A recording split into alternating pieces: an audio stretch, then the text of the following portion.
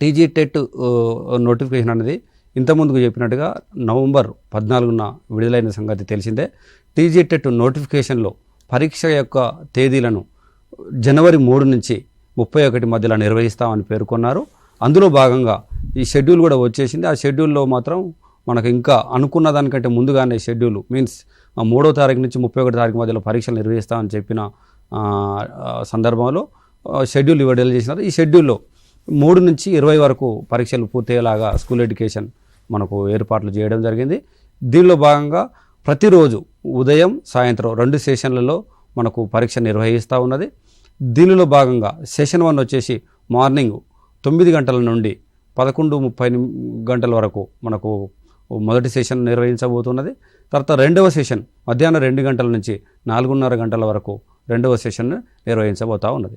దీనికి సంబంధించిన విషయాలు కనుక మనం షెడ్యూల్ ఒకసారి గమనిస్తే, ఈ షెడ్యూల్లో మొదటి 3 రోజులు పేపర్ 2కు సంబంధించి మ్యాథ్స్ అండ్ సైన్స్ సబ్జెక్టులు నిర్వహించబోతూ ఉన్నది.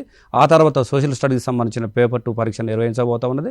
ఆ తర్వాత పేపర్ 1కి సంబంధించినటువంటి ఎగ్జామ్స్ను నిర్వహించబోతూ ఉన్నది.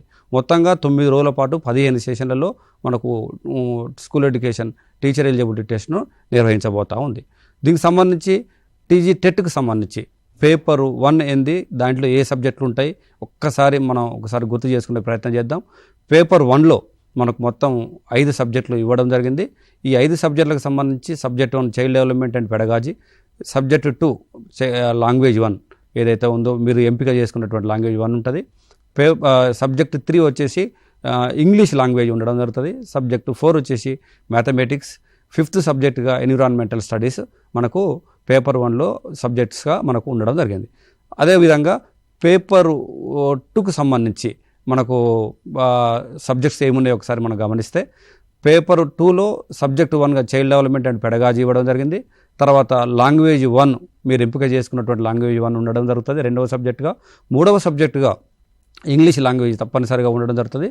4వ సబ్జెక్టుగా mathematics and physical science, biological science background వాళ్ళకేమో మ్యాథమెటిక్స్ అండ్ సైన్స్ అనే పేపరు అనే సబ్జెక్టు మీకు ఉండడం జరుగుతుంది. ఒకవేళ సోషల్ సైన్స్కి సంబంధించిన బ్యాక్గ్రౌండ్ విద్యార్థులు కానీ ఇన్ సర్వీస్ టీచర్లు కానీ ఎవరైతే ఉన్నారో వాళ్ళు సోషల్ స్టడీస్కి సంబంధించినటువంటి సబ్జెక్ట్ని ఎంపిక చేసుకొని రాయాల్సి ఉంటుంది. ఇది పేపర్ 1, పేపర్ 2కి సంబంధించిన ఏ సబ్జెక్టులు ఉన్నాయనేటువంటి అంశాలు.